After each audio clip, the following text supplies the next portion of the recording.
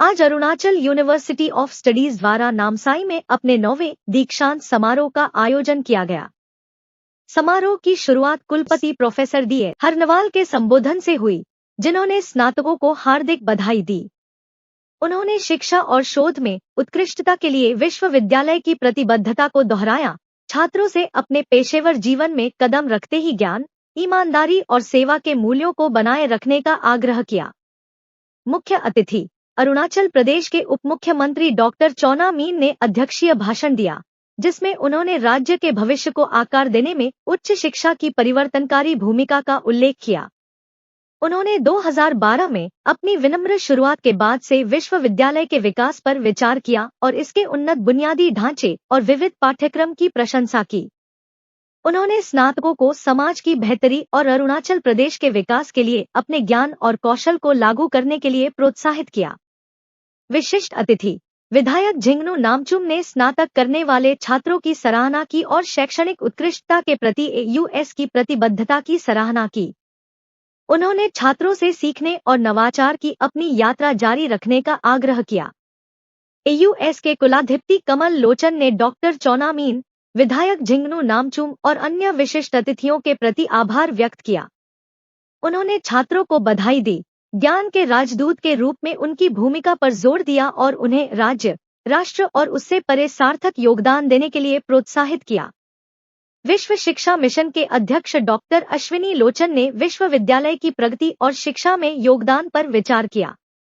उन्होंने आज की विकासशील दुनिया में दृढ़ता, अनुकूलनशीलता और नैतिक नेतृत्व के महत्व को रेखांकित किया।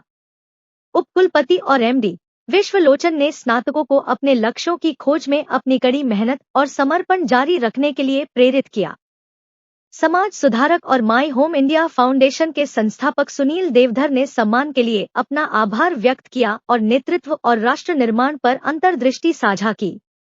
भौगोलिक संघ के जीआई टैग में अपने काम के लिए पद्मश्री पुरस्कार से सम्मानित डॉक्टर रजनीकांत ने इस सम्मान के लिए प्रशंसा व्यक्त की और उभरते शैक्षिक, सामाजिक और सांस्कृतिक परिदृश्य पर बात की।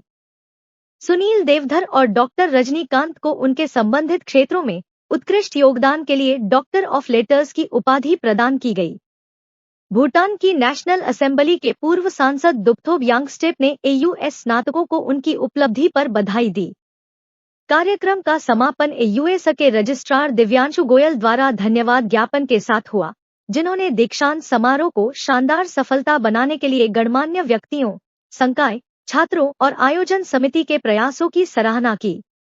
उल्लेखनीय उपस्थित लोगों में CR Khampa, DC Namsai, S Thinley, SP Namsai, professor Ajay Jha, AUS में वरिष्ठ प्रोफेसर, प्रसिद्ध पर्वतारोही और पद्मश्री पुरस्कार विजेता सुश्री अंशु जाम सेनपा और राष्ट्रीय शिक्षक पुरस्कार विजेता 2024 सुश्री ज्योति पंका, तिनसुकिया लॉ कॉलेज के प्रिंसिपल संजय खेतान शामिल थे।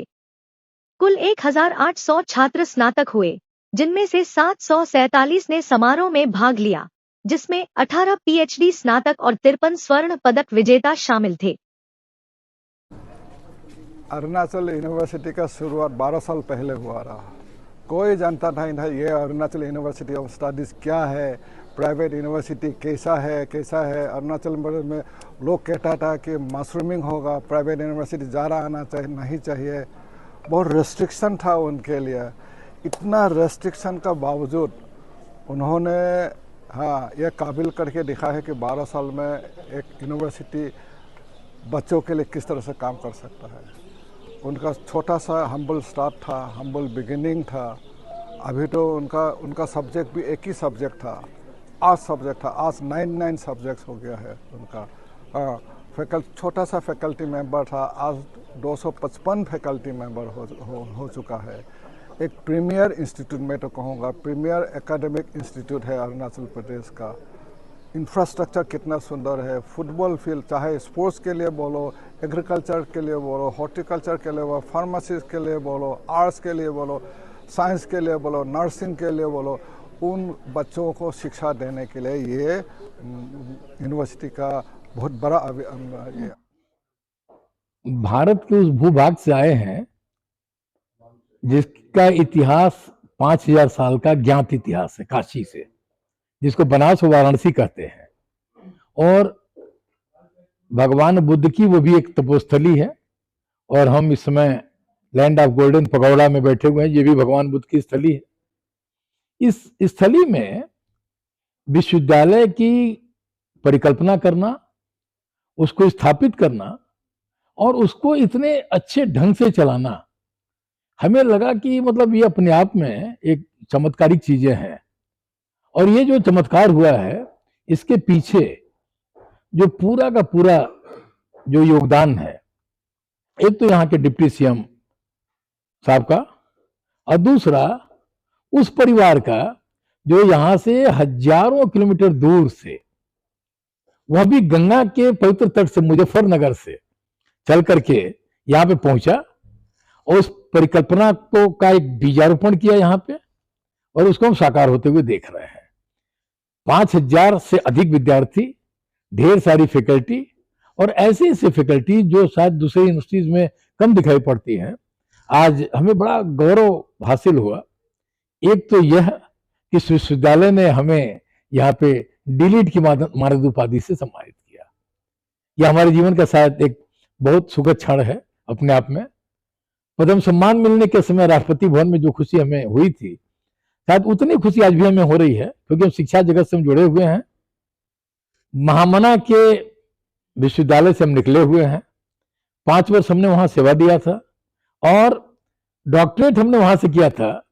लेकिन शायद अरुणाचल प्रदेश में किए गए कार्यों को, जो हमने जीआई के लिए किया यहाँ पे, और यहाँ की जो हजारों साल की विरासत है उसको बचाने का जो हमने प्रयास किया, तो इस विश्वविद्यालय ने उसको रिकॉग्नाइज किया है और हमारे जैसे सामाजिक कार्यकर्ता को डीलिट की उपाधि से सम्मानित किया। तो ये हमारे लिए अभिभूत करने वाला क्षण है अपने आप में।